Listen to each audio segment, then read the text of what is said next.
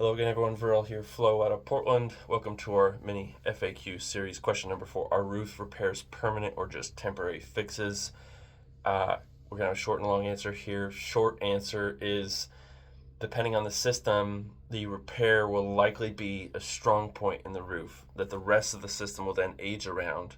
Hopefully, it doesn't have any other issues, but that should outlast the replacement life cycle of that system. So on the membrane side of things, you're going to have additional fasteners, probably more adhesive, potentially new ISO and membrane around that penetration or wherever that issue started. On metal, you're going to have better fasteners, you're going to have newer panels, you're going to have better flashings around that issue. On shingles too, you're going to have additional layers, more ice and water, new shingles around that issue where it started, and should outlast the whole system, and compared to the repair location, will definitely outlast the life cycle of the whole system. So the long answer to that is that temporary fixes are to stop the bleeding. Okay, this is your tuba caulk around the penetration. This is your tarp over the area that we know is having the active issue, because in the rain you can't fix the issue right then and there. This is the temporary pipe collar over the pipe boot that's cracked, just to buy you more time. This is a potentially a valley rebuild, right, or a ventilation upgrade, which are going to be more of a permanent fix, which are going to help extend the system lifespan, but not necessarily act as a life extension, lifespan extension repair, which is more on the restoration side of things. So on steep slope, you're not going to get. I don't believe in any of these nano products or these sunscreens for your roofs. It doesn't make sense. I mean, I've got a little bit of a chemistry background at Oregon State. I understand what they're trying to market you, but understand that if a roof is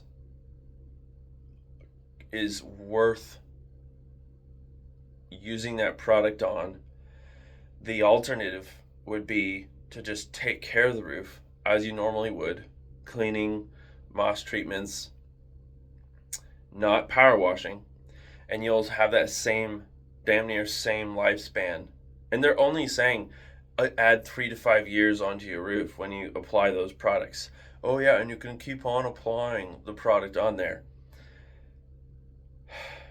I know a local company here in the Portland market used to be certified to install one of these nano products and no longer does. I don't know the owner well enough to know whether or not he stopped it because he didn't like the product, or if the company actually didn't want him to install the product. I don't know. But I know one way or another, the nano product was in the Portland market, loud and proud, and then it's gone. And I go, well, shoot, must not be that good of a product if it's worth not having around anymore, one way or another. And so I think it's kind of a gimmick. There's a plenty of scientific documentation where it kind of makes sense, but that's what marketing does. Good marketing creates a sense of need, or want, desire, and the nano product, kind of like gutter guards in my mind, is kind of stretching the truth. It's a little over promisey, and I don't like that for my clients, at least. So temporary fixes, again, tarpings, pipe boots, sealants, it's just to get you by until the sun's shining again, and then at that point we can move in and do more permanent repair. So we're documenting that temporary issue. You're experiencing an emergency situation, it's creating property damage, is leaking on the inside. Mitigate, and then assess, and then create a proposal for the protection plan for the permanent repair. So now if a system is multiple layers on the steep slope side of things, our hands are tied there's no repair we can stand by that's going to create a successful outcome. We've had this happen on folks that have 3 and 4 layers on their roof, and they have an issue for the first time one random winter, and we go, well, you got 4 layers, it's almost an inch or 2 thick of material,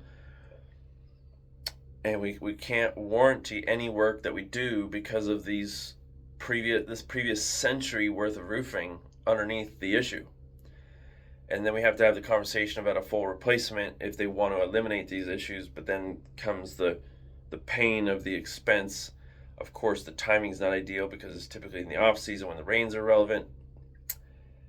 It's not comfortable by any means, but you have to have these hard conversations, and part of our due diligence on the repair side of things is to document the issue and the system as a whole so we can give you an accurate solution on paper, so that way you can create a game plan for how you want to move forward while the leak is not happening. Okay, so reduce the stress, just get the damn issue solved. Permanent repairs are ideal. We're putting 1-year warranties on all of ours. We could probably do 2 if we wanted, but repairs are just meant to get you by.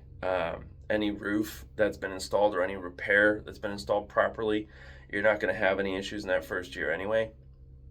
Any roof that needs any sort of repair typically has a lack of maintenance. Otherwise, if you had an annual maintenance cycle that was done properly as per the manufacturer's recommendation, you may have caught this issue before you even need to have an emergency situation arise. And that's the benefit of an annual inspection in the fall before the rains lock in, so that way you can be on top of issues before they happen. And it's not in any building owner's historic habit, no property owner has historically created a good habit of adding expenses to their yearly reports, even though they're perfectly fine write-off, because it's an added expense when they would rather react to the problem instead of preemptively prevent the issue.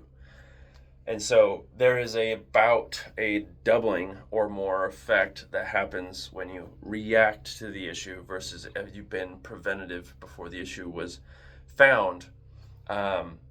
You would have spent a lot less money over the life cycle of that roof.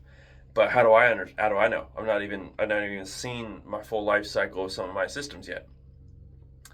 The United States Air Force conducted a study that you can look up on over 600 million square feet of roofs on their own buildings. And the roofs that lasted the longest, that had the lowest overall life cycle cost associated with them, were the ones that were taken care of with annual maintenance. And the ones that were reactively maintained, meaning that they only spent money on the roof when an issue came up, spent over double the amount of what was necessary because they literally didn't take care of the roof that takes care of their building. It goes back again to change the oil in your car. Maintenance is key.